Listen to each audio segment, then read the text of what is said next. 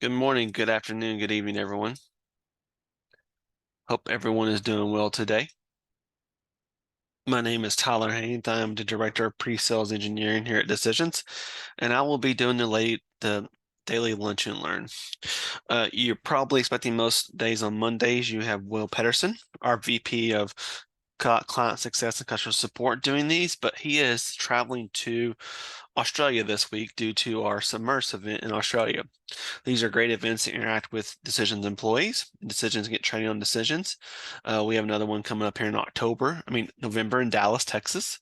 So please, make sure that you look out for our events page on our website to see current events coming up. We also have a webinar series going on, about 2 a month, over using these large language models. So please look to attend those also. Everything is, of course, located in our events page. Now, just so just like any other project you might have, we're doing end of life. So please make sure that you've cohorted these dates and make sure that you have any questions, please reach out to your support team or your CSM, your customer success manager, so they can get you everything else they need to do for our end of lives. And of course, also every other Thursday, just like our webinars, we also have a product roadmap. It's a great way for you all to get in front of our product management team to be able to, see the ideas, see what's coming, and put your ideas into the roadmap. All right. Well, there's any questions about any of the slides or anything discussed so far, please let me know. If not, I don't think there's any pre-submitted questions today, so I'm going to go ahead and open it up to anyone to see if there's any other questions someone might have today. All right. Good morning. Good evening. Hey, Tyler.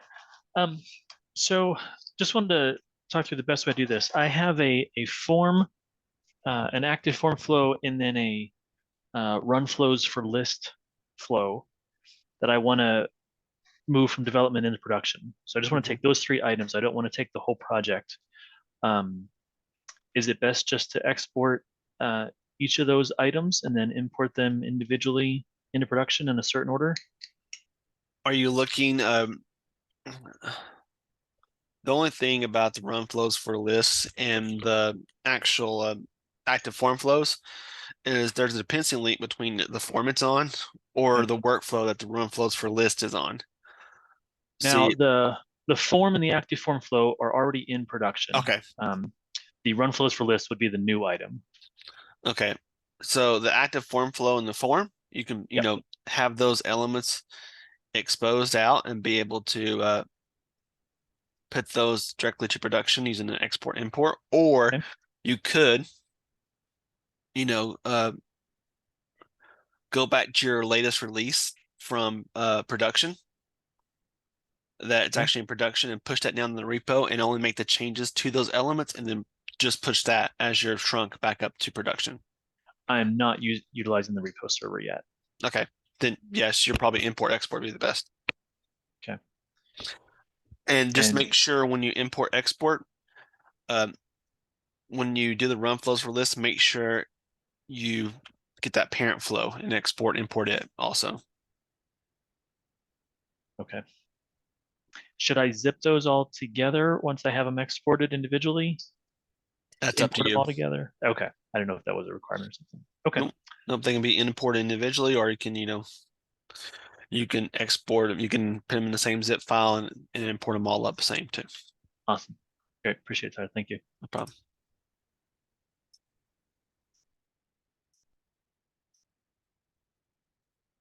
Okay.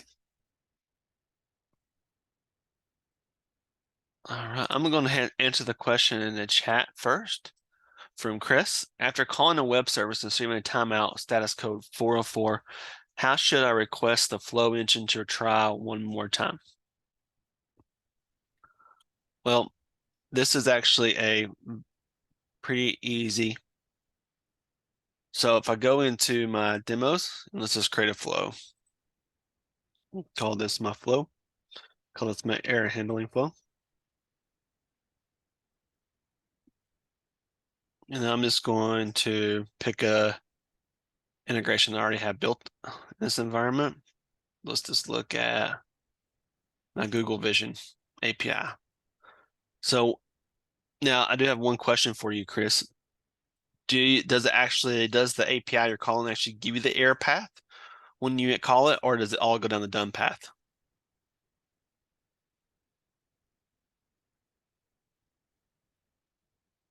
And if you're talking, Chris, we can't hear you.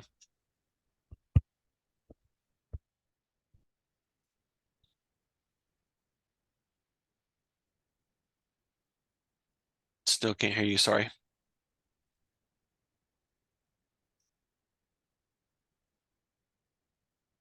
Okay, I'll just cover both. So what I do,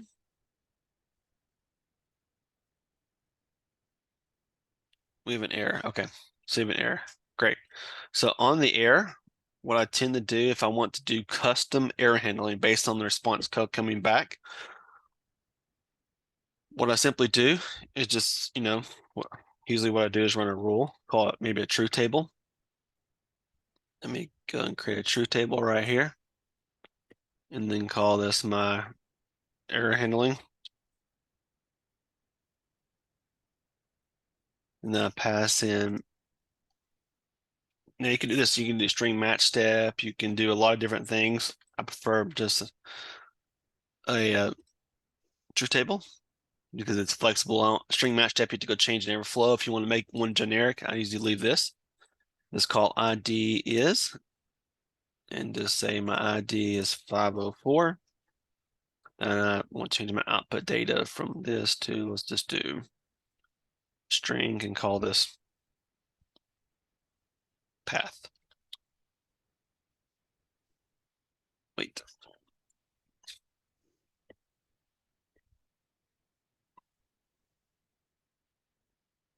So then what I do is on my error message, I pick the status code, which is usually the response code. And if it equals 504, I put the ID as string. I didn't know. It can be a string or an integer. It's fine because it's that. And I have wait.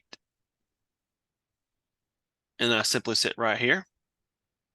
And then I mind going through there and just saying, okay, now wait 30 seconds. I don't like using the pause flow step. Sometimes I just sit here and wait and then be able to say 90 seconds later, I want to then go back up to this step and try again. And that's usually the flow out, the term that actually I do that. Can you hear me now? I can hear you now. All right. So what you explain to me how we would wait 30 seconds to try again.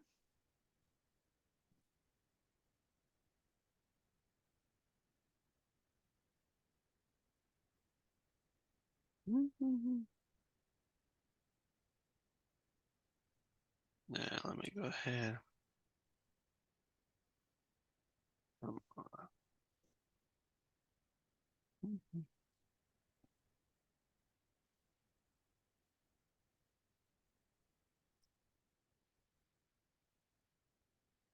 Where's my compute date and time?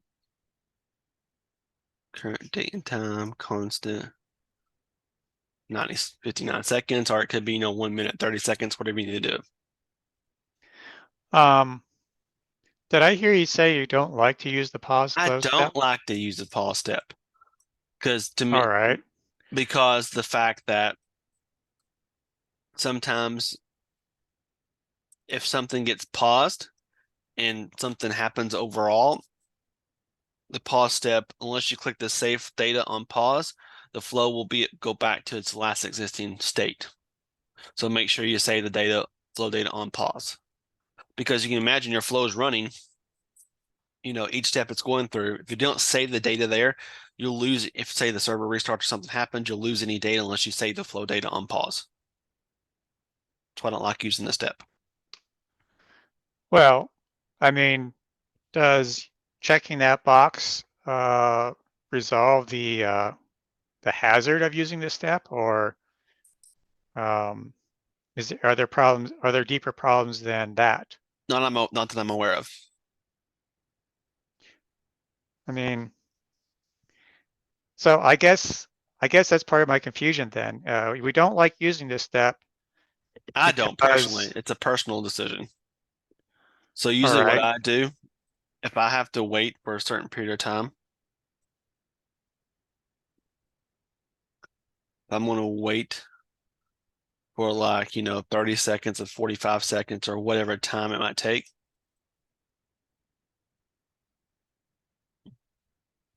What I tend to do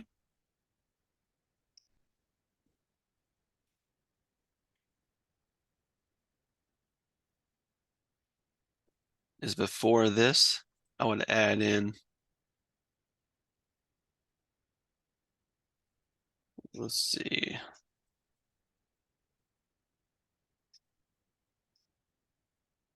So this form right here is just, it's a task, it's really a task step. So I usually just add a task step and then I add in, where's my other, where's my autocomplete step function? I gotta add a form on here. That's create new and call, I gotta inform. I gotta inform step.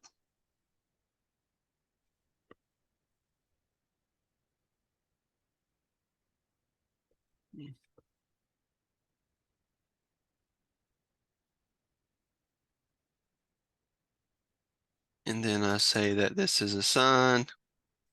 Then I give an assignment and then I autocomplete the step in 15 seconds, 20 seconds. That's usually what I do because then I have more control. I know how many times it's aired. I know all the other things I can do right here with the form that the pause flow step doesn't give me. That's why I prefer to use this. They're the same exact thing as the pause flow step does, except on an assigned form. I know it's saved. I can say it's signed to myself, it's signed to IT, and give it a name, and I can track it. How many times they hit that step, how many times the error happened. And plus, it also notifies somebody also without having to go through the logs. They get an email saying, hey, this was actually, it aired right here, it aired here. That's why I like that step. It's what's a personal preference step. That makes sense. Gives me more control and more visibility to what's going on. So that assignment is potentially that actually. So if you create an assignment at that point, wouldn't you have to assign to the current user? Is that what you're doing? No, Or usually what I've done in the past is I want to create my IT user.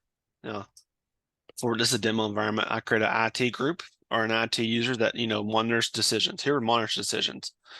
And they can you can filter out in reports. Okay, here's all of my errors that have come through decisions in the past that I have to go through the logs because, with the logs of decisions, it could be that you have a lot of errors you don't care about. This error you care about. You want to know how many times this fails, how many times this happened.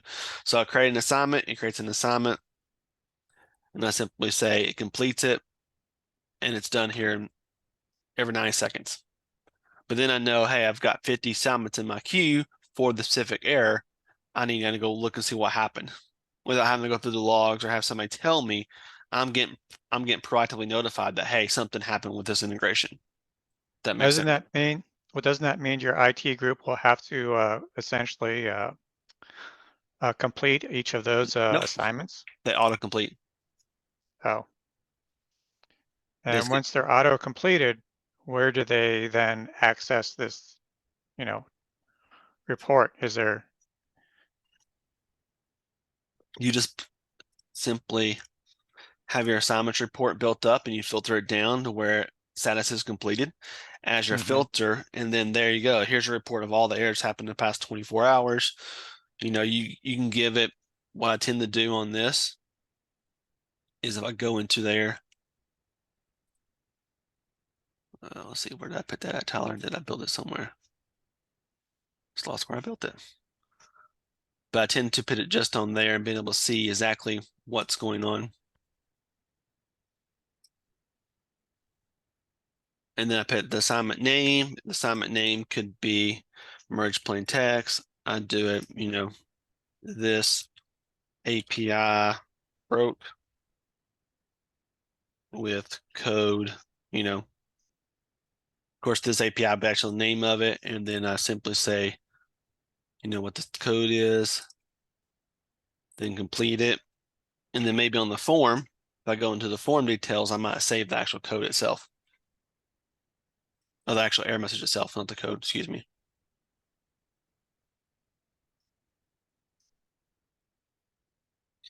I do this a lot with Salesforce. So Salesforce, if I get a bad request from Salesforce, or bad data going to Salesforce between my systems, I'll create an assignment here. Now I go in there, either fix it, or I simply just wait and say, okay, try every 90 seconds, try again, try again. I wait every half hour. I don't So, try every 90 seconds, but it's me. so with your form, you're also using it to do data corrections? I can. I am. Mm-hmm. Data Mm-hmm. correction. Yep. I'm seeing the data coming in. I'm using data correction. Could be that I have a misformed field, mismapped field. It could be with Salesforce. A lot of times the date format's not working Salesforce very well. So I tend to want to edit stuff in here. That's why I like using the power of forms, because instead of just hitting it every 90 seconds, it allows you to create intervention and see exactly what's going on in real time without having to have to go through the logs and say, okay, what exactly did I send to Google Vision? Or what exactly did I send? Because if not, you're going back through the logs, you're trying to figure out exactly what was happening at that point in time. By using a form, you can capture everything that's happened at that point in time, and you can still keep trying every 90 seconds, but at least you're capturing that point in time information. That makes sense. Well, you could also capture the point in time information with by way of a log too, for that matter, Yeah, or something similar. It doesn't strike me. I would not have thought of using a form to capture point in time information, or even assignment in this way. And I guess part of that is that in my IT shop, developers are pedestrians in the production environment. hmm So we wouldn't, it almost brings up the question, well, then who is going to be looking at that form anyhow? And what is it? What's the value of that form to those people who could possibly look at it? That's specifically for your use case. You can go to the pause flow step and use that. I just like using forms because can my team and I'm my own IT team here, so I just want to have that control and flexibility. But that's completely up to your use case and how you want to dev those that RASI responsibilities. Um, I have used a pause flow step before, and I have also been warned that it's something that decision seems to frown on, and that's part hmm of what's behind this question. Because the reason why, it's not just a timeout problem. I believe I'm up against a race condition. hmm And if I want to make sure that the call I'm about to place is going to lose the race, as it were, the natural way to do that would be to somehow ask the flow to stop and hang out for 10 to 15 seconds while someone else is winning the race, then try and ask for the information. Yep. And I'm stumped on, okay, if decision support tells me the pause flow step is a bad thing to use, but I know that I'm now in a race condition now that I got this flow that started from an external source. And before I go ask for the supporting data, I need to wait for that supporting data to get to a coherent state, hmm which typically takes a few seconds. What's my alternative if I don't do a pause flow? I would do this form step, and you can assign it to the admin user and just set it for your 10 seconds, and the form does nothing. But then I'm creating these assignments for regular activity that nobody cares about, Correct. right? Um, I'm, I'm stumped as to what that buys me. It buys you yeah, you can do delay next steps. That does work.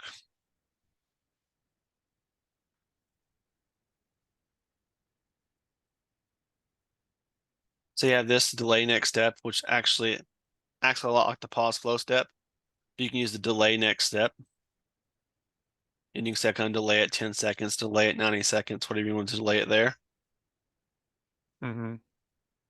The way the internal system steps, like VT says, is a lot like a form. It does a lot of the function just like a form does.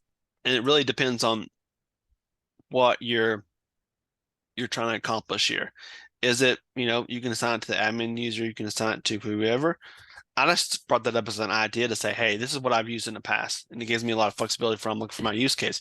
But if you're IT's pedestrian users, you don't care, delay next step could be one that I would recommend using also. Or you could keep working with the pause flow step. And can I use the pause flow step in one of my demos here? So if I go into my demos and go into my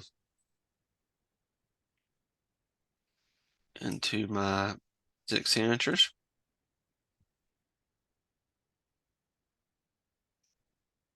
Oh, I need to go there. Wait, there's my wait step.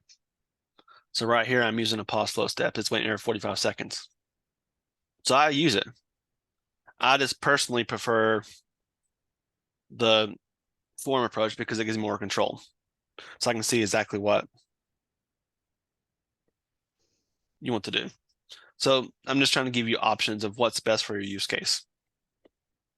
But you can see I use the All pause right. flow step right here. And it loops for 45 seconds until I actually get what I want and then goes out true.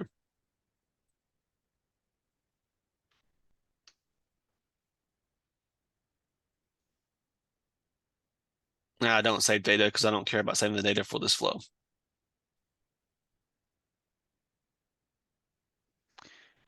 Yeah, but all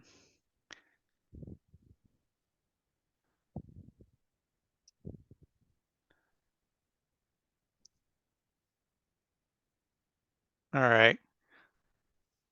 I guess the other important difference is that the first step can release the thread that's running. That pause flow has the option to release the thread, which may make it a better choice for what I'm trying to do. Correct.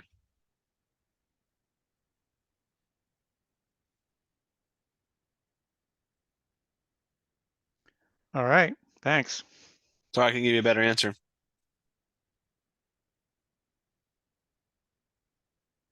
Delay next step does lock your thread. That's why a form doesn't lock the thread. A form releases the thread also because it forms async.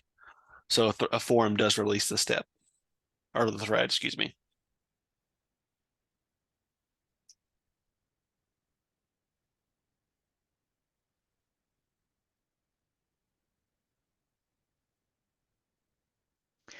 The form isn't that going to bring up a user interface?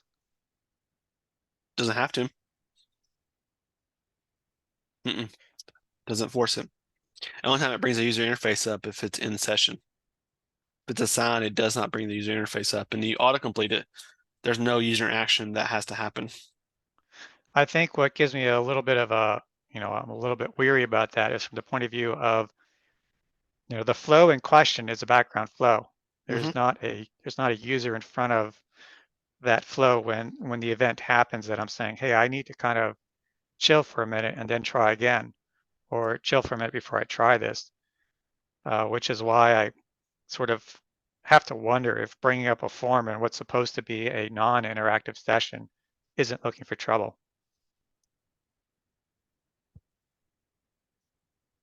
So I guess that answers the question though. Thanks. Yeah, no problem. All right. The next question. I enabled time zone translation in dev. Expect there to be a way for end users to change their time zone, like the ability for them to change their culture and language.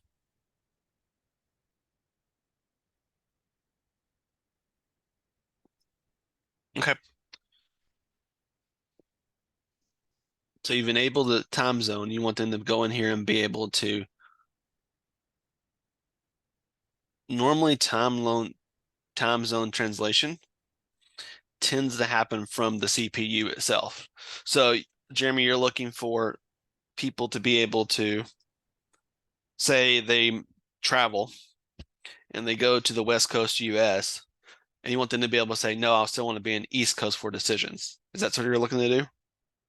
I have users that are going to be stationed all over the world. Uh-huh. So I want them to be able to say, well, I'm in Australia.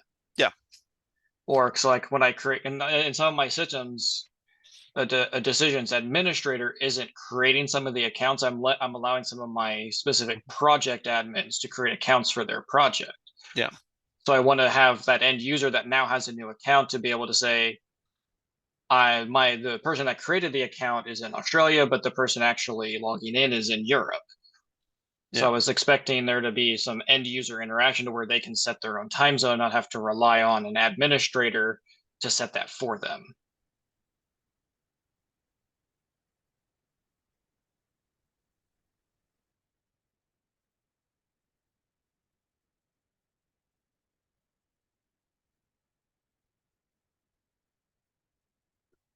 Okay.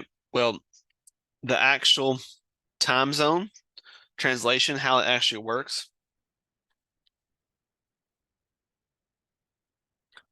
Let's see.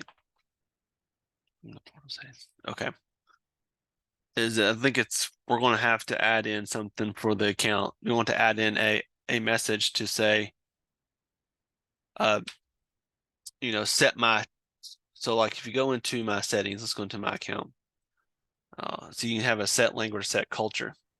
You're going to add a function here.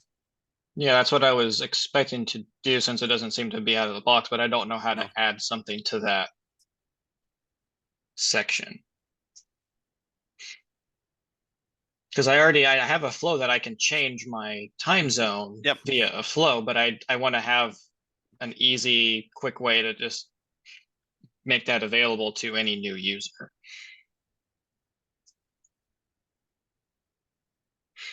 Okay. Let's go into my account view.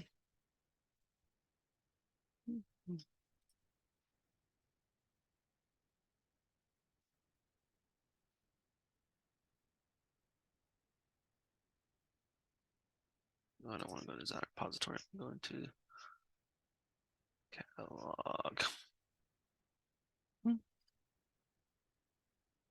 Trying to remember where this is located at. Because you're able to edit the account page. Let me look at it.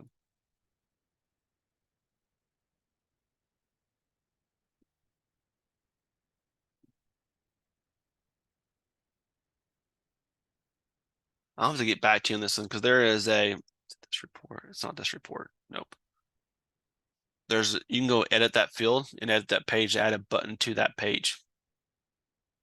Let me show you. Let me get some documentation how to do that. Yeah, I've done it on other pages. I just, like you, I don't know where that page is to manipulate it. And I don't know either top of my head. So create a support ticket and ask where that page is. Okay. Because I don't know exactly where that page is. Because you also, because you can go and change the account settings, yeah. Or, let's see. You could get something creative. Do you want them to set it manually or do you want to set it automatically?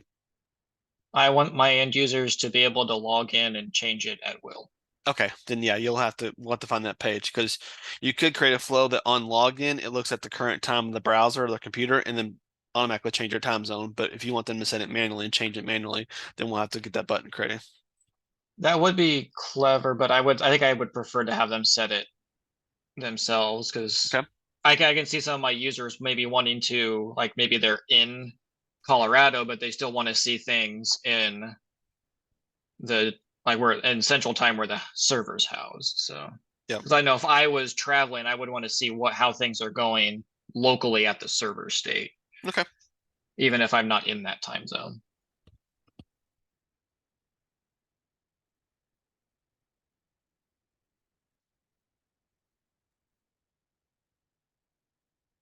Yeah, I need to find where that page is at, and I can't remember that page is at.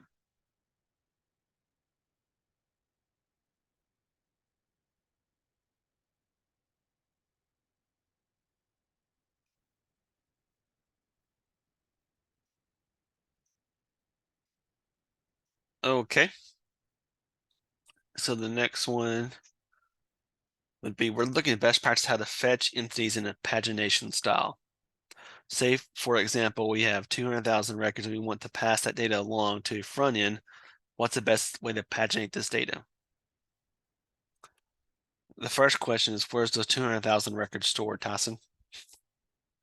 Are they external to decisions or internal to decisions?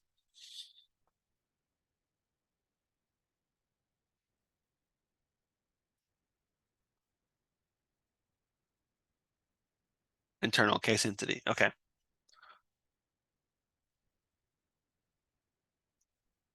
And you want to paginate them to your front end.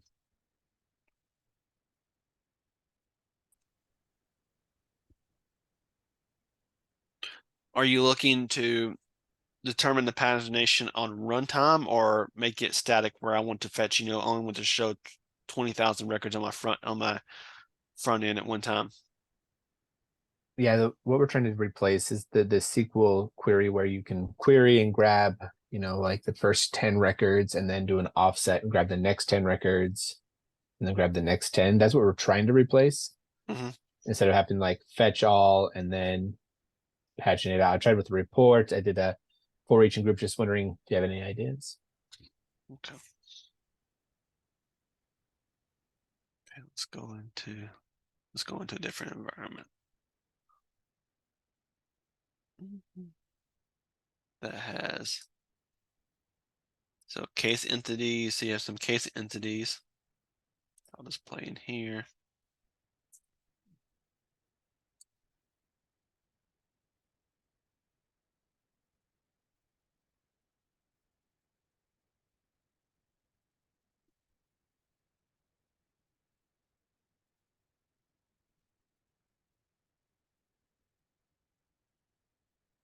And you want to be able to say, okay, now I want the next result and the next result to come. Right. So like if you put a limit on there of like 1,000. Yeah, it's going to take 1,000. You'll always get the top 1,000.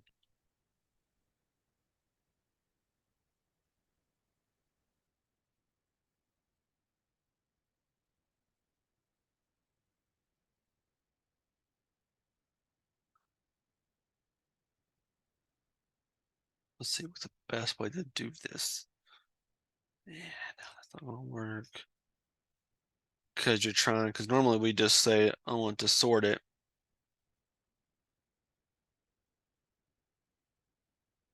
But you want to paginate it. I think the best way to do it is going to be to run a report. And use the report to paginate it. Is that what you're trying to do? That's what you're doing now? Is running a report just to paginate it? I haven't tried run report. I did a fetch entities, grabbed all, and then went and list mapped them together to a number after dividing. Run report's interesting. I might have to go look at that. Because you can give it, I want the data rows, and then let's go to report. Let's create a new one and call this my case entity.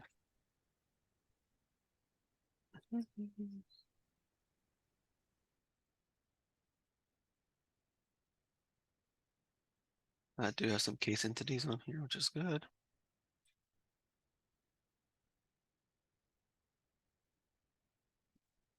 Okay, so right here. Now, if I run this report, I don't know how many records I have on this report. Let's go ahead and run this report. Okay, I've got 2,900, not 200,000, but I got 2,900 on this report. And then let's go ahead.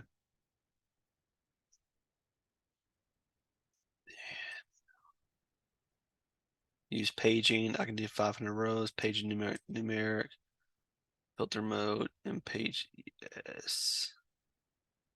Now let's go ahead and just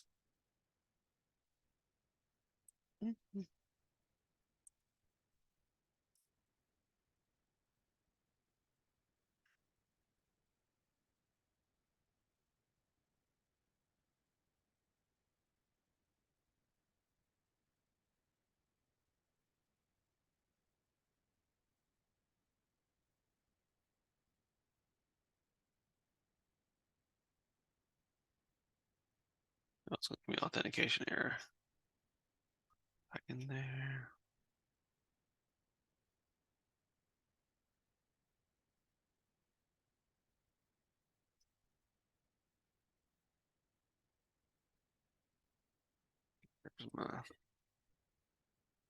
I'm just using Postman. Give me 1 second.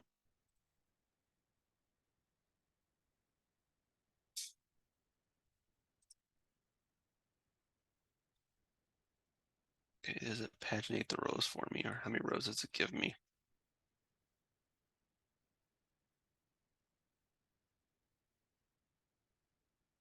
It's only giving me, see, 500 times 3. It's only giving me the 500, so it's only giving me the 500 rows. So I need to go through there, change report a little bit per page.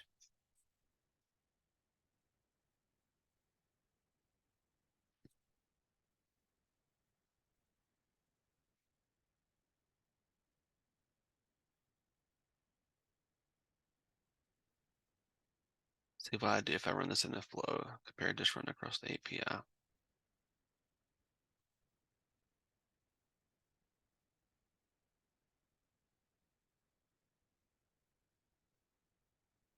So that gives me all of them. So that does it break it down though? Nope, it doesn't.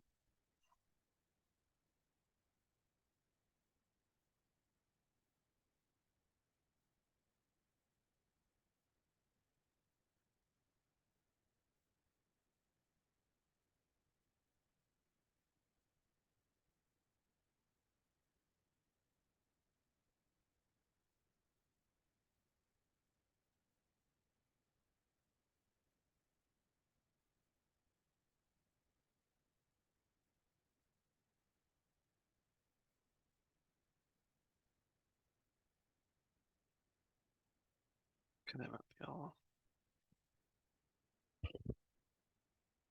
Yeah, no, I don't want to use raw SQL though. I'm trying to do this from a report function.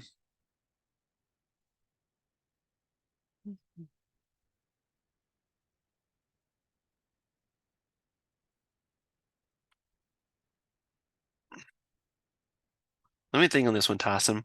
There's trying to figure a way to be able to pull that without using raw SQL. Cool. Let me know what you find out. You see, we'll still have to loop through something, but we'll have to figure out the best way to paginate the data.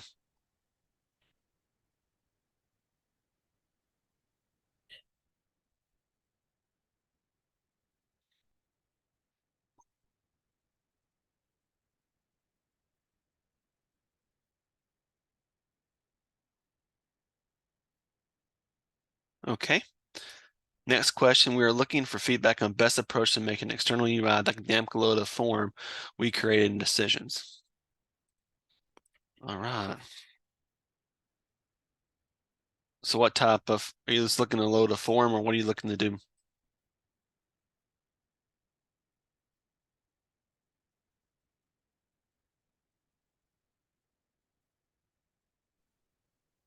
Hey, yeah, so we are looking for on the front end, we have a React app and we want to make the React side completely dynamic where in decisions as our back end, we can essentially build out a form. And on the front end, when we pull in that form, we want to know, this is the input type, this is a drop down list, this is the title of the field. And then we can, on the React side, be able to just display that all dynamically and not have to make any changes on the front end and just do all of the form setup and everything in decisions, but have that headless, if that makes sense. It does. So we were And hoping that we could, essentially just build the form, call the form from an API, get the metadata that way, and we're finding that it doesn't include any of that metadata. So we've been talking about some workarounds and things that we've come up with. But yeah, just wondering if you guys have come across this or have any guidance. we don't expose that metadata.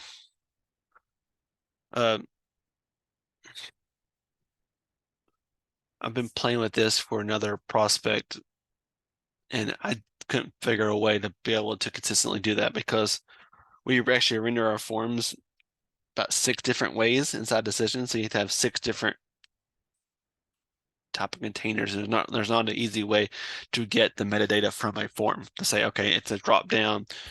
You can definitely, I've seen customers say, okay, this question is a drop down and have a predefined list that you set up as a data set in decisions. Okay, I need to answer this question. So it's sort of like our dynamic questionnaire. So let me go ahead and go into my environment. Let me go into the studio. So I have my dynamic questionnaire set up right here, which if I wanted to go into my dynamic questionnaire and have my templates here, you can see right here is what your question. And then right here is your question. So you can use decisions to create, a question. Let's go in here.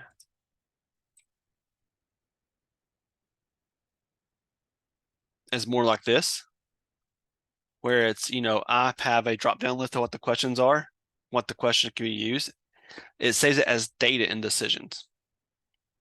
As long as you're okay with not saying, okay, this question is stored here on the screen, this right here would work for you. You take a dynamic questionnaire and just pull this data back across the API.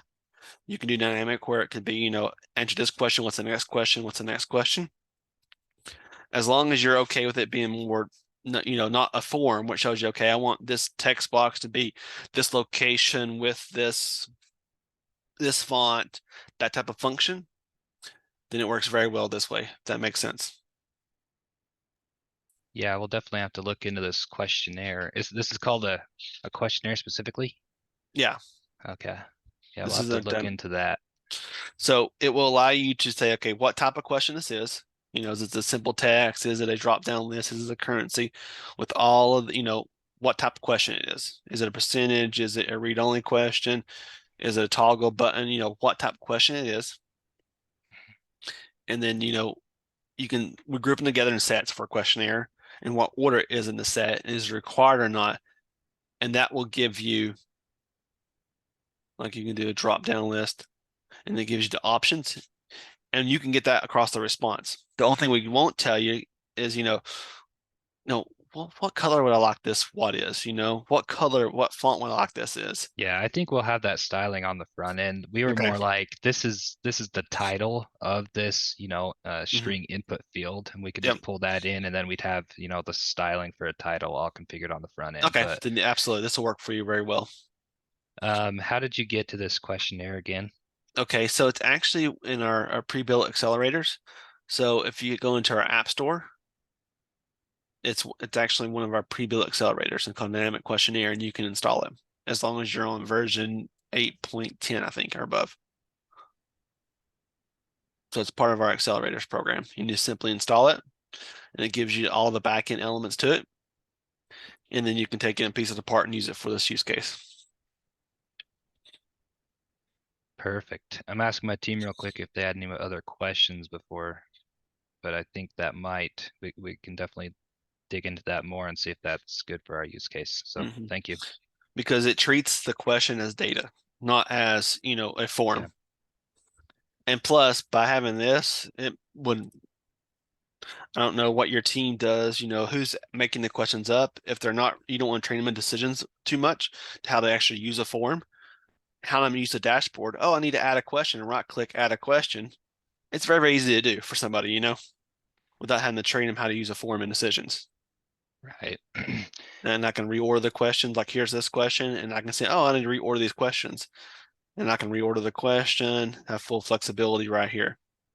And I'm sure the answer to this is yes, but we're actually doing this inside of a case. And so we're going to have, multiple states, and then we're going to have a form or a questionnaire for each state, probably. There's no problems there. We can just Nope. I would add questionnaires and reference them. All you would do is say, okay, I want to pull, this questionnaire for this state. It could be your clinical questionnaire, decisions vendor questionnaire, whatever template you have. And you also can give it categories. So this could be your opening state, your started state, your end state. So you have a lot of flexibility here. And you fetch it by one of these two parameters, either the template name or the category of the template. Perfect. I think that works for us. Excuse me.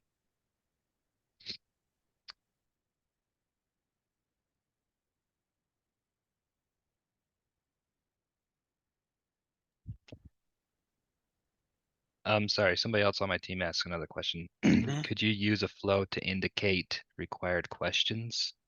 So I assume he's asking if it's required or not required within the questionnaire, maybe, like make it more dynamic. So if you look right here I have this, and then where's my is required is just a field. And I simply save this. And it just, oh, let me go down. And then right here, you see is requires a yes or no. So it's just a field, the data field. So when you pull it back in your response, you know, I'm assuming that your React front end will have, okay, if the question is required, I want to show it as, you know, an asterisk by it. Or, you know, it's about delineation in your CSS to say, okay, this is a required field. And then if you submit it to decisions and it says, hey, this question was not filled out, we can submit your response back that says, hey, question number 43, which is required, was not answered. Can we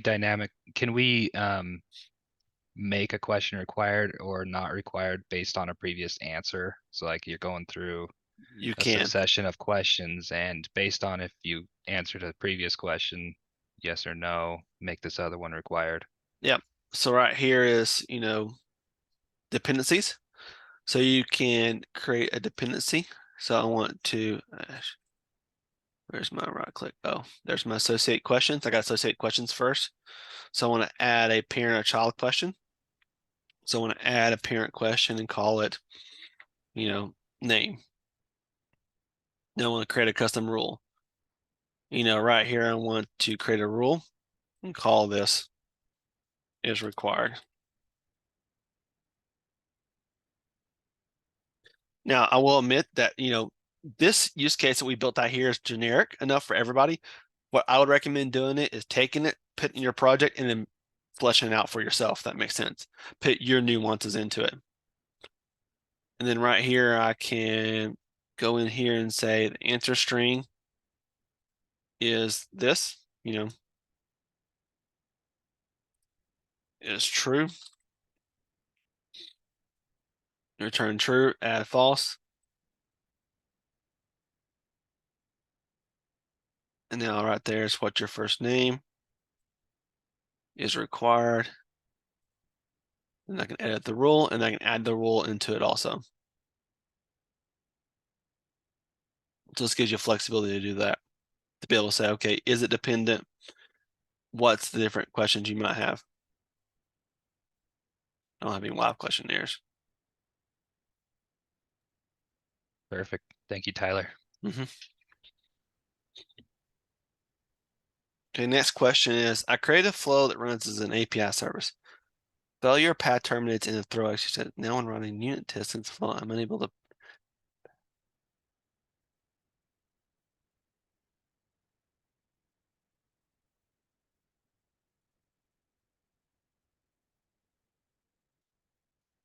For the next question, that's something I to bring up because I need to see that. So, but we can't share your screen on the Lunch and Learn. I would bring it up with your support or create a support ticket for that one. Because I need to see your screen to see exactly what you're doing for that next one. I'm able to test the path that leads to the exception terminator because the unit test throws the exception. Is there a way to write a unit test that starts? Yeah, I would ask support for that one because I need to see exactly what you're doing. And I can't share your screen on.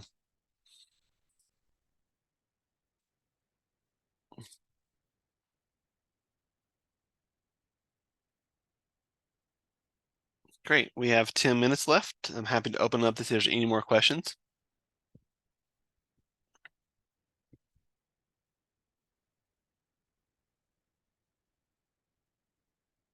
If not, I make sure that you're attending our webinar on Thursday about ChatGPT and unstructured data to structured data. I'm actually working on it today. It's one of my projects today, and it's actually going to give you a little sneak preview of it today. That's what I was working on here. If I go into my data webinar, and I'm taking, data from, could be unstructured data, completely unstructured data. So look at the CSV file. Right here's the CSV file that has certain records. You see the records have no name and they're out of order. And we don't know what they are. We have no clue what those fields are. Now, of course, that's where you use AI to come in here and say, okay, I want to pull out first name, last name, state, zip code, and I want to pull it out in a specific order.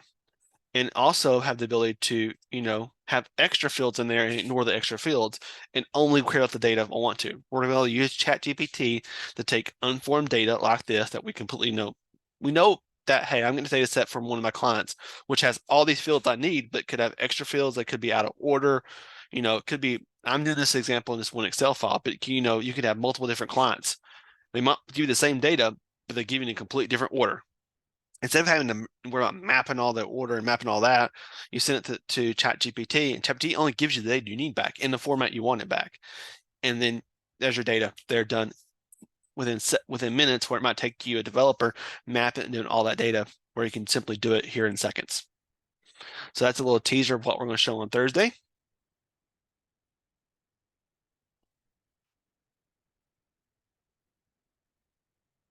All right. Do we have any more questions? I still see a hand raised.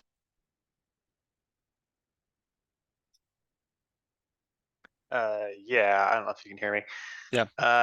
I'm not Bridger, but I use Bridger's link. I'm on Bridger's team. I'm the one that submitted that last question about the failure paths terminating a throw API exception. So I could give you details if that would help. Yeah. So essentially all we have is a flow that has a happy path that returns it essentially fetches an entity and then returns it to the user. But we're doing things like filtering to make sure the ID passed in is in the format we expect. And if the ID that we receive is not in the format we expect, then we will call the step throw API exception to return a 405 or 400 error, whatever, to the consumer. Mm-hmm.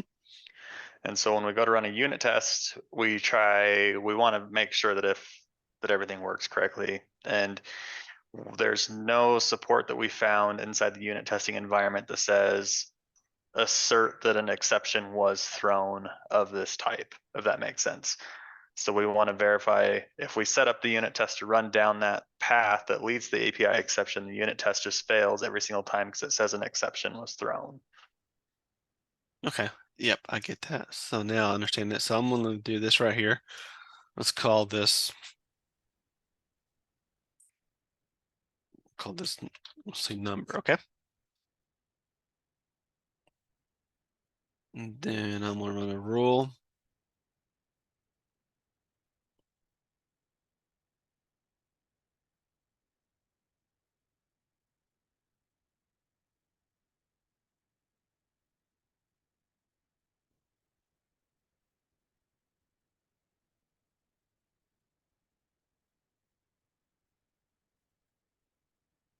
Try to force an exception.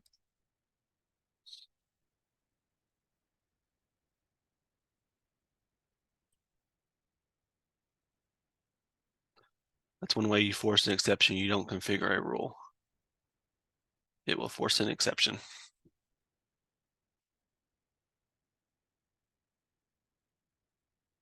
So then you want to be let's just say 405.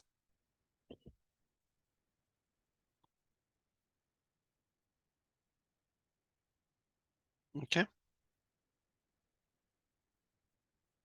Outcomes.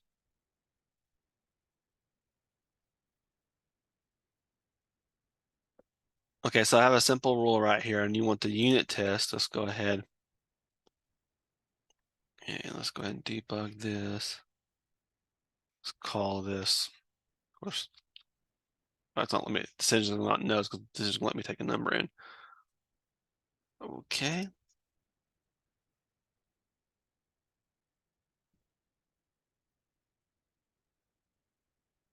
Let's force an exception. So I made a mistake, and it's actually not a string value. Actually, we might take a string value in because it's a number. Let's do something crazy. Let's call it a Boolean value.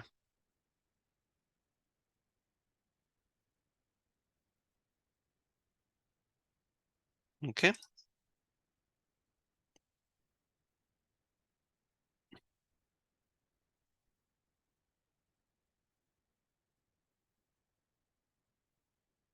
No.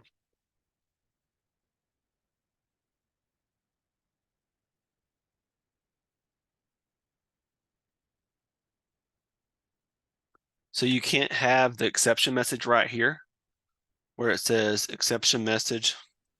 So the way that we're using it is we're not taking the exception path out of a rule. We have a rule that runs that says like, is this valid? And there's a true false path that takes the false path. And when it takes the false path, we throw the exception. Is how we currently have it set up. Okay. Okay, so you're not actually using the on exception path that, hey, this isn't, okay. Right. Okay, so on the false path, let's don't save this. So really what you're doing here, go and fix this and change this. So on the false path, you're throwing an error. Yeah, that looks like what we have. Okay, so let me go and edit this, make this actually work a different way. Let's say the number is less than 5. Just to get it going on that path. And then throwing an exception on here, be test 405. Let me debug this. Here's my test, unit test.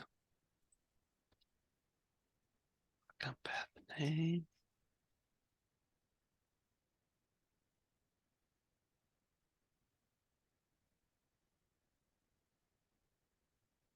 So what I've done is I've set the outcome path name on the rule. So to tell you the outcome path name on the rule, and if it's true, oh, did I mess it up? Done is false. Oh, oops, help if I did the rule right. So let's make this 15.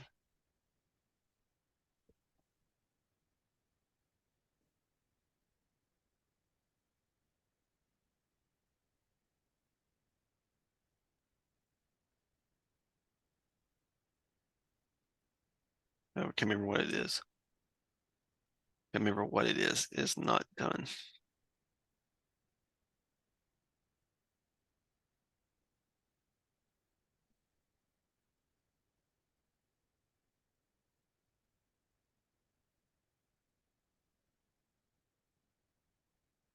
Right there's what you're seeing, is it failing? Yeah.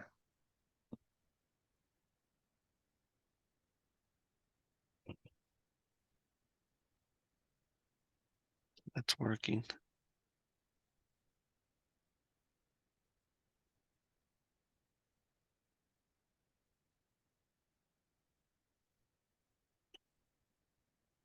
To me, that's a DT.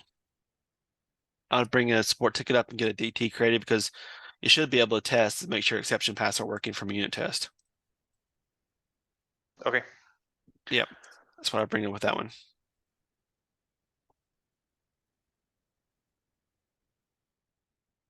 All right, well, thank you, everyone. I know we're right at time.